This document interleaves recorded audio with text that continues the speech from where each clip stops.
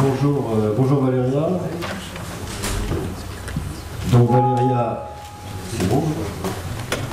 Valéria est italienne. Elle est biologiste, elle a eu un doctorat. Elle travaille pour l'Institut d'écologie appliquée de Rome, qui est une ONG. Et Valéria connaît vraiment bien la grande faune des prédateurs européens, puisqu'elle a travaillé sur les Carpates, elle a travaillé en Europe centrale, elle a beaucoup travaillé sur l'Espagne et forcément l'Italie. Et donc elle va nous faire un panorama un petit peu de la situation du loup et du lynx dans cette vieille Europe. Merci. C'est à toi.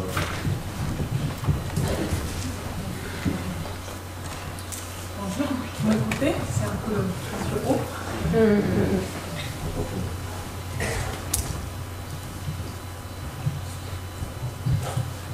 Bon, premièrement, je m'excuse. Je parle français un petit peu, mais la présentation va être en anglais. Donc je vais parler en français, mais les textes c'est en anglais. Si vous avez des questions, après vous me les posez. Et parfois, j'aurai des difficultés avec des mots, je vais demander l'aide de mes collègues ici. Alors, moi je travaille dans une organisation non gouvernementale qui s'appelle l'Istituto di Ecologia Applicata à Rome. Et l'Istituto travaille avec les grands carnivores depuis longtemps, surtout sur les loups en Italie. Mais je suis aussi, et maintenant au courant, on est coordinateur d'un projet LIFE sur la problématique des conflits entre le loup et les activités d'élevage en Centre-Italie et Portugal. Et je suis membre de l'initiative Grand Carnivore pour l'Europe, qui est un groupe de spécialistes de l'Union internationale pour la conservation de la nature, et qui rejoint 40 experts qui viennent à peu près dans 6 pays européens, et chacun de nous s'occupe d'un certain aspect sur la conservation et le management du loup. On vient du monde scientifique, on est des membres de certaines universités, on a des membres de certains instituts de recherche de l'État, on est des membres de l'office gouvernemental. On travaille surtout, ce sont les 5 espèces de grands carnivores qui sont présentes en Europe. L'initiative de grands carnivores travaille surtout avec l'ours brun, le loup, le lynx euroasiatique et le glouton. On ne travaille pas avec le lynx ibérique parce que cette espèce que vous savez est très menacée et bien gardée par le gouvernement espagnol et le groupe de spécialistes sous les cartes de l'IUCN. Alors je vais vous présenter des données qu'on a collecté pendant l'année dernière grâce à un contrat qu'on a eu avec l'Union européenne qui nous a demandé d'actualiser la situation sur les 4 grands carnivores dans tous les pays européens. Et comme on avait déjà travaillé sur ça en 2006-2007, on a pu confronter les données. Donc, on a pu décrire une tendance aussi. Le travail de 2006-2007 nous a permis de produire les lignes directrices pour la gestion des grands carnivores à niveau des populations. Et donc, ça nous a donné aussi l'occasion de faire une évaluation pour voir quel était maintenant l'état d'application de ces plans de gestion, quelle population était effectivement gérée à niveau des populations. Voici la... je peux marcher en fait. Voilà, de mon côté, oui. Alors, ça c'est la distribution du lynx dans les pays européens. Et vous voyez en noir, ça sont données qui ont été collectées à travers des questionnaires qui ont été posés à des experts dans chaque pays. Plusieurs experts dans chaque pays et c'est donné des présences sur un grillage de 10 km par 10 km. En noir, les blocs où la présence de lynx a été enregistrée constamment, donc c'est une présence constante et ça veut dire qu'au moins pendant les dernières 3 années, le lynx a été là, ou bien on a enregistré des cas de reproduction. En gris, la présence occasionnelle, donc où les animaux ont été enregistrés, mais pas constamment pendant les 3 dernières années, ou bien on n'a pas enregistré des événements de reproduction. Vous voyez que la présence du lynx est concentrée surtout dans les pays orientaux, nord-orientaux. Et ce sont les populations qu'on a individuées. Les plus grandes populations sont les populations natives, qui sont la scandinavienne, qui est partagée entre Norvège et Suède, la carélienne, qui est partagée entre Finlandie et Russie, la baltique, qui est partagée entre les 3 pays baltiques, Lituanie, Estonie, Latvie, et la carpathienne, qui est partagée entre Roumanie, Ukraine, la République slovaque et la Pologne. On n'a pas de données sur l'Ukraine. Les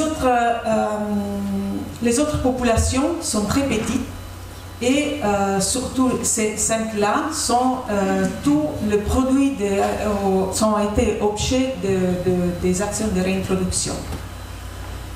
Celle-ci, c'est la seule population native qui est très petite et en danger critique d'extinction. C'est la population balkanique. Maintenant, on registre des présences de lynx en Bulgarie, donc on peut hypothéser des échangements de matériaux génétiques et possiblement des connexions entre ces 2 populations, mais on devra sûrement intervenir pour l'aider.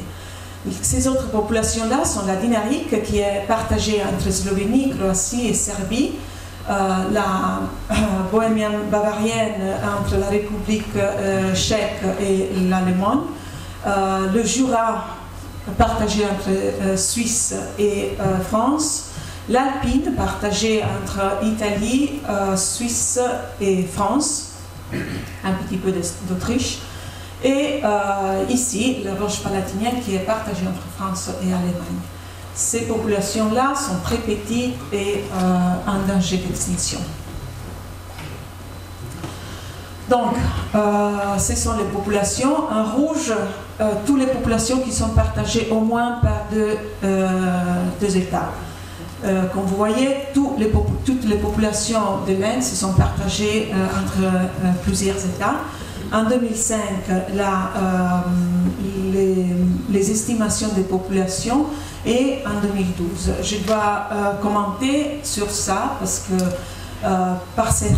pour certains pays, les systèmes de suivi des individus a été amélioré pendant les années. Donc, certaines fois, quand on enregistre une diminution peut-être que c'est pas une véritable diminution, mais c'est seulement que en 2005, la population avait été surestimée. Ça, c'est le cas, par exemple, de la population balkanique. On a des cas où la population, effectivement, a été diminuée. Ça, c'est le cas. En Allemagne, on enregistre vraiment peu d'individus. Cette population-là qui vous intéresse, on remarque la presque absence des lynx dans la partie allemande. Voilà. Un petit peu d'informations sur la gestion des populations. SP, ça veut dire strictly protected, c'est strictement protégé. Dans presque tous les pays, le lynx est protégé. Les pays qui sont partis de l'Union européenne, justement, doivent respecter la directive Habitat. Et les pays qui ne sont pas européennes ont des lois nationales qui protègent ou bien gèrent la population de lynx. Vous voyez, dans les cas du pays baltique, qui sont les trois dans l'Union européenne, en Estonie, le lynx est inscrit dans l'annexe 5 de la directive Habitat, donc ça veut dire qu'il peut être géré, ça veut dire qu'il peut être chassé.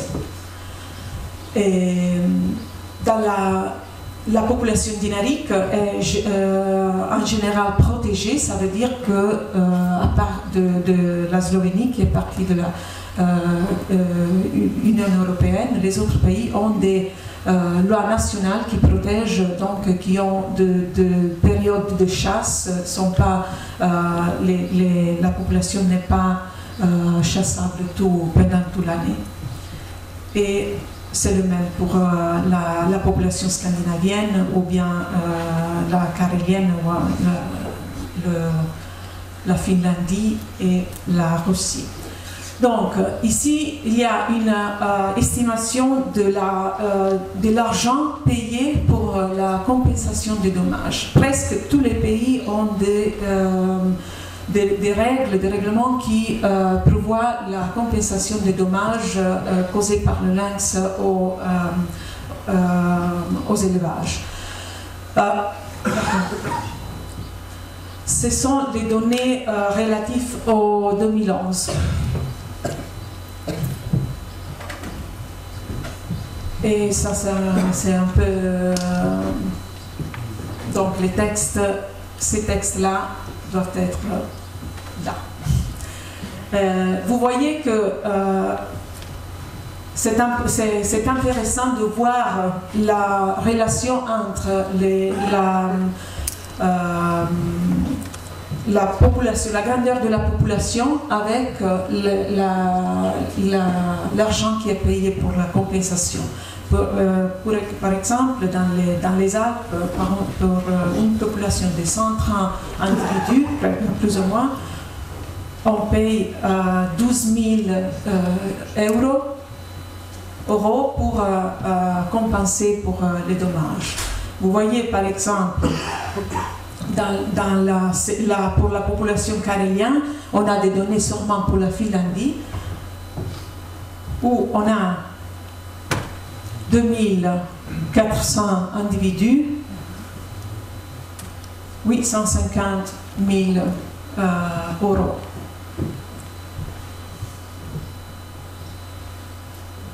Et en Scandinavie, qui est plus ou moins le même numéro que la Carélia, on voit qu'il y a 7 millions. Ces 7 millions, c'est surtout payé par la Norvège dans la zone d'élevage des rennes qui est pratiquée par la communauté autochtone des Samis. On a aussi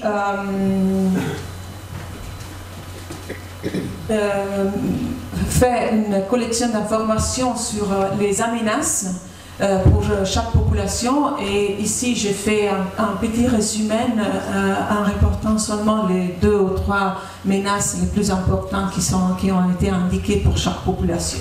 Donc vous voyez que pour presque toutes les populations, il y a la persécution, ça veut dire chasse, ou bien légale ou bien illégale, et un degré de conflit avec les populations locales. C'est les conflits surtout avec les chasseurs. Ok, sur les loups, vous voyez la même carte, la distribution du loup.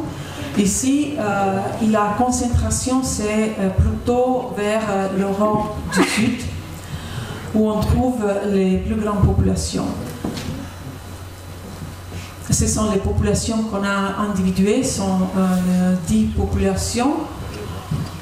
La population scandinavienne, qui est aussi partagée entre Norvège et Suède, la carélienne, la Baltique, qui inclut aussi la Pologne, la population des plaines centro-européennes, la carpathienne, une grande population dinarique balkanique qui fait un continu de la Slovénie jusqu'à la Bulgarie, et qui est en connexion avec la population carpathienne. La population de l'Italie péninsulaire qui intéresse surtout la chaîne des montagnes des Apennins, la population alpine et la population ibérienne et la population de Sierra Morena qui est en train de disparaître. Il y a seulement un groupe familial qui a été enregistré dans les dernières 2 années. Vous voyez, les populations de loups sont plus grandes que les populations de lynx, et le loup est beaucoup plus adaptable que le lynx. En Italie, par exemple, mais aussi en Espagne, on trouve le loup dans les paysages agriculturels. Pas de problème de les rencontrer parmi les plaines ou bien dans des endroits qui sont vraiment pas des montagnes. Et ça, c'est qui nous cause des conflits avec les activités humaines qui se déroulent dans ces endroits. Les données sur les populations, pour certains pays, ces données sont des estimes qui n'ont pas les supports des données scientifiques. Pour d'autres pays, ces estimes sont supportées par des données scientifiques. Donc ça veut dire qu'on a une idée de combien de loups a dans certaines populations, mais on n'a pas de données scientifiques. Ici, il y a 2 populations qui ne sont pas partagées par plusieurs pays, la des Sierra Morena et la des Apennins. Et vous voyez qu'il y a ce problème-là de la population des Sierra Morena où on fait très peu des activités de gestion parce que les autorités locales sont très concentrées sur le lynx ibérique. Donc, ils ne veulent pas faire aucune chose sur le loup. Et peut-être cette population-là va disparaître.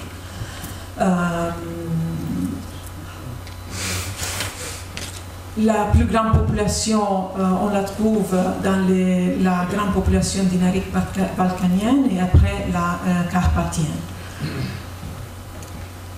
On voit la compensation des dommages, c'est beaucoup plus cher pour les loups. Et c'est intéressant de voir qu'en Ibérie, par exemple, où la population est partiellement gérée, ça veut dire qu'au nord du fleuve Duero, la population en Espagne est inscrite dans l'annexe 5 de la directive Habitat. Donc le loup peut être chassé avec un quota tous les années. Au sud du fleuve, le loup est strictement protégé, ainsi comme en Portugal. Et en Portugal, on a une situation très intéressante parce qu'on a la presque totale absence des proies naturelles. Donc la population de loups, qui est très petite en Italie, en Portugal, pardon, soutient essentiellement sur l'élevage, la prédation sur les animaux domestiques.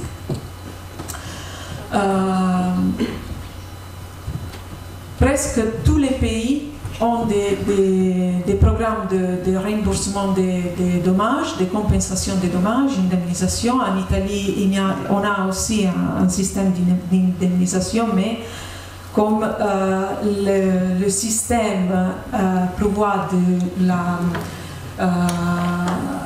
le pouvoir du gouvernement central qui a délégué les régions, on n'a pas un système central qui collecte toutes les données, donc on ne sait pas, on n'a pas une idée générale de combien on paye on indemnise pour les dommages. Les menaces les plus importantes, ici aussi vous voyez la différence de certains pays qui payent beaucoup pour l'indemnisation des dommages en relation à des populations qui sont relativement petites. Le cas de la population de Carélia, donc les données de Finlandie, vous voyez, jusqu'à 1 million et demi.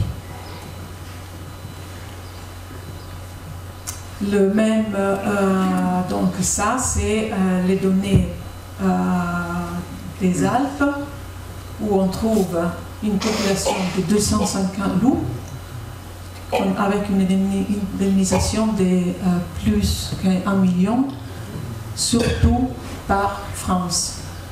Il y a presque 1 million seulement pour la France. Ce paiement, je l'ai marqué parce que je voulais dire que c'est 1 million sûrement pour l'indemnisation. En plus, on doit considérer à peu près de 7-8 millions pour la prévention.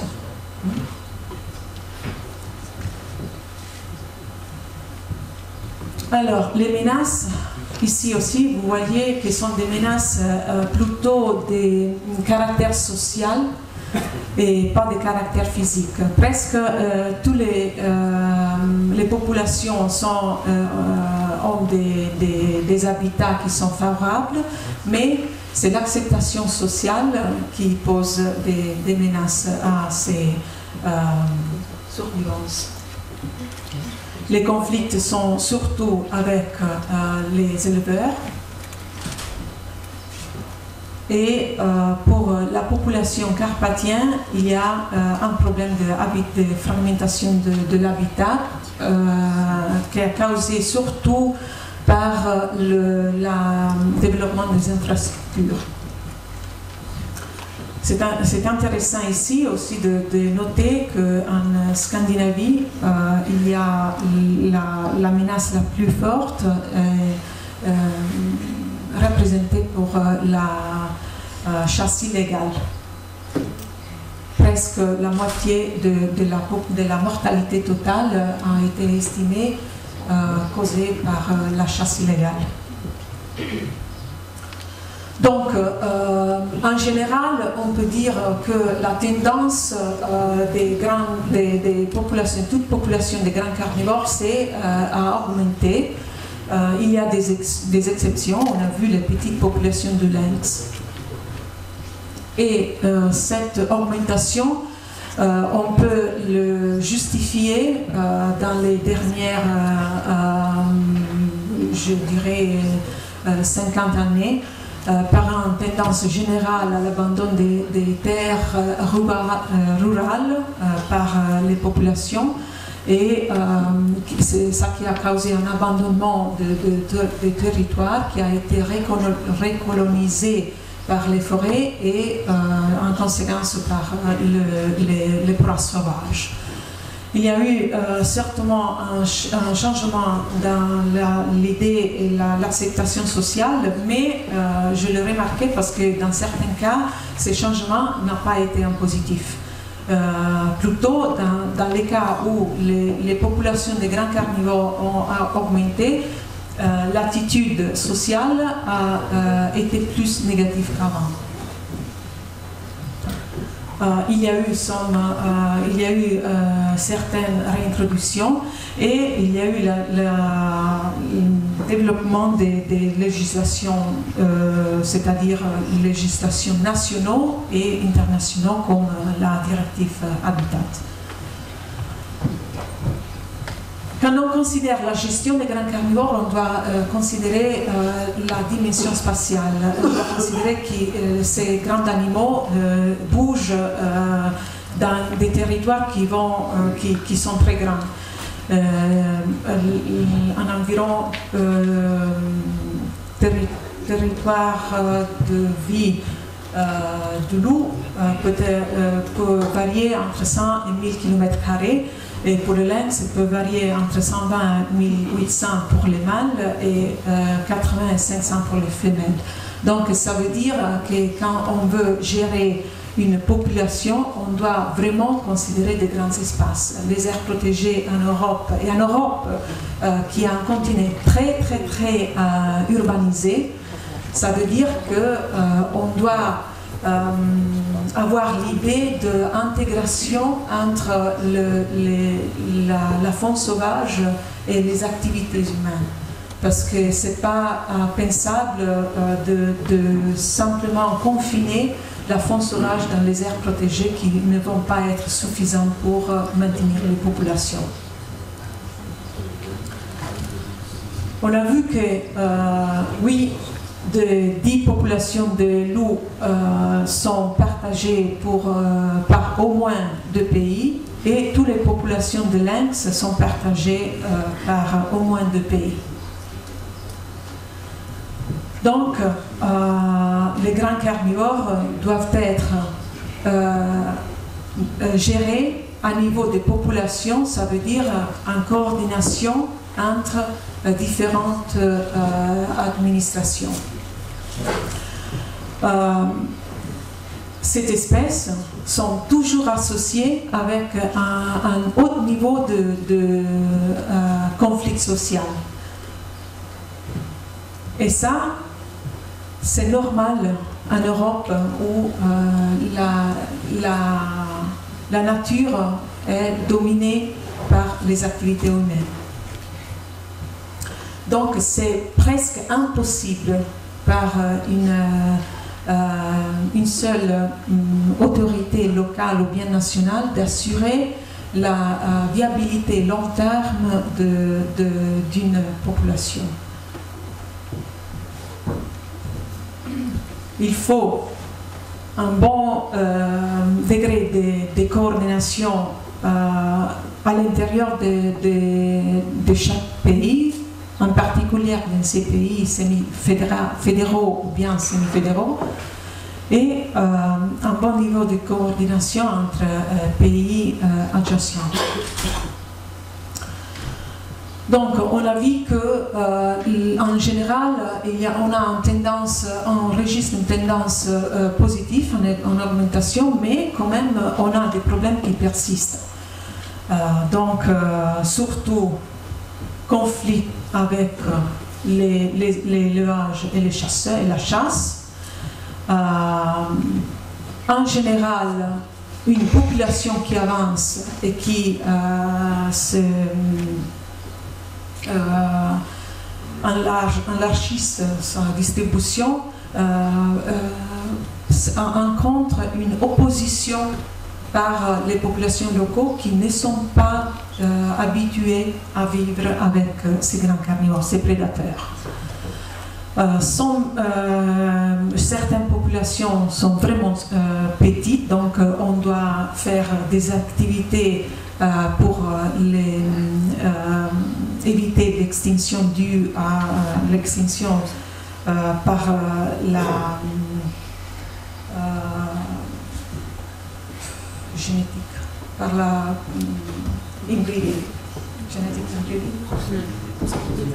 hybridation, consanguinité. Et il y a dans certains pays un système de gestion qu'on a appelé laisser-faire. Ça veut dire les autorités n'ont pas la compétence technique ou bien la volonté politique de mettre en pause des systèmes, des stratégies de gestion vraiment actives. Donc, ils laissent que les populations locales fassent leur choix, leur activité, et ça marche du point de vue des grands carnivores avec le loup, parce que le loup est très adaptable. Pour le lynx, c'est un peu plus difficile. Hein? Alors, quand on a identifié ces populations-là, on a fait cette étude d'évaluation pour voir quelles étaient les populations qui vraiment sont gérées à niveau des populations. On a défini 4 catégories. La rouge, c'est la catégorie où on n'a pas de coopération de tout. L'orange, on a un petit peu de coopération à niveau technique. Les jaunes, il y a la coopération technique régulière, d'échange d'informations. Et les verts, on a en place des plans de gestion à niveau des populations, à niveau des politiques. Ici, on a aussi fait des questionnaires envoyés aux représentants des instituts des autorités nationales. Et on a vu que la majorité des populations sont pas gérées à niveau des populations. Il y a un certain degré de collaboration à niveau technique, mais il n'y a aucune population qui est au courant, qui est gestionnée à niveau des populations avec un plan de gestion à niveau des populations. Vous voyez, cette population-ci, qui vous intéresse, c'est pour le lynx, n'a pas de coopération ni même technique. Cette-ci aussi, c'est la Finlande avec la Russie, très difficile. Les populations en orange sont les populations où les États échangent des informations à niveau technique. Ça veut dire qu'il y a des groupes, des experts qui font, par exemple, le suivi, qui échangent des informations. Mais ce ne sont pas des groupes qui travaillent sous l'égide d'un accord intergouvernemental. Hein. Ce sont des initiatives volontaires. Et ici, il y a des échanges réguliers entre Norvège et Suède et entre les pays alpins. J'irai vous montrer des exemples. Pour les loups, il y a aussi la difficulté entre Finlandie et Russie. Les autres populations ont au moins quelques degrés de coopération à niveau technique. La population scandinave entre Norvège et Suède, la population des plaines centrales entre Pologne et Allemagne et la population alpine. Les autres, sont seulement des échanges occasionnels d'informations.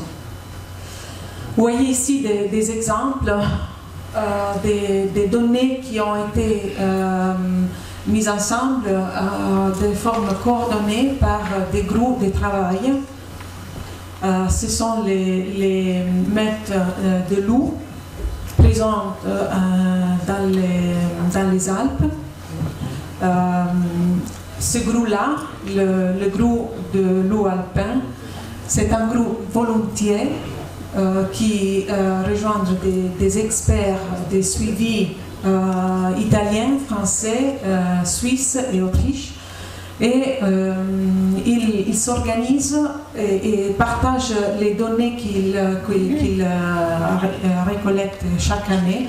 Donc, ils savent exactement chaque meute où se trouve, et en particulier les meutes jaunes qui sont partagées, donc ils passent certaines périodes du temps en Italie et certaines périodes du temps en France.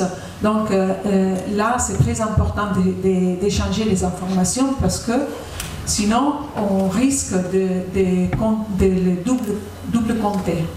Donc la même meute peut être comptée en Italie et en France et on risque de surestimer le nombre le numéro de meutes. Pour le lynx, il y a cette initiative, le statut et conservation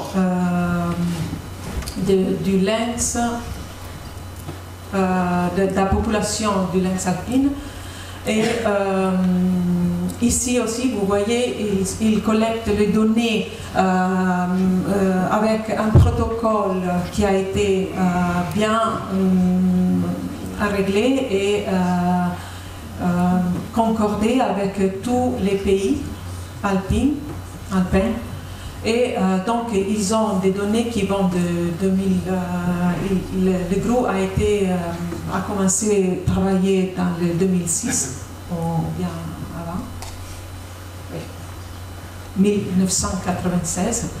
Et ils ont régulièrement collecté les données à partir d'un protocole.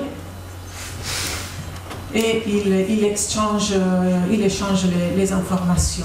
Maintenant, la Convention des Alpes a commencé une initiative qui s'appelle Wildlife and Society, Fonds sauvage et société, qui peut-être va amener cette collaboration à plus haut niveau administratif et politique.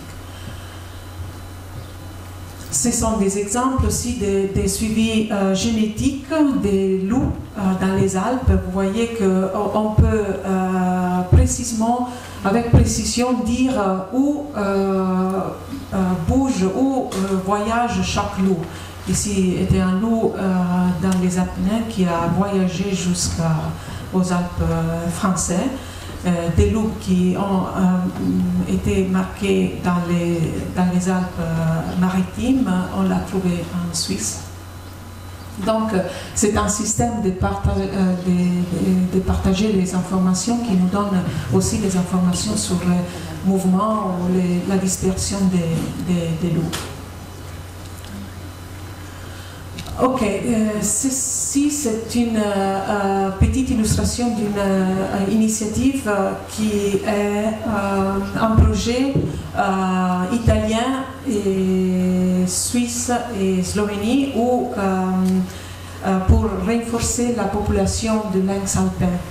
Le lynx alpin a été, pour le groupe de travail, conventionnellement partagé entre trois secteurs. Et vous voyez que le secteur occidental, c'est le plus nombreux. Ces secteurs-ci ont peu d'individus et surtout cela est presque en continuité avec la population dynamique.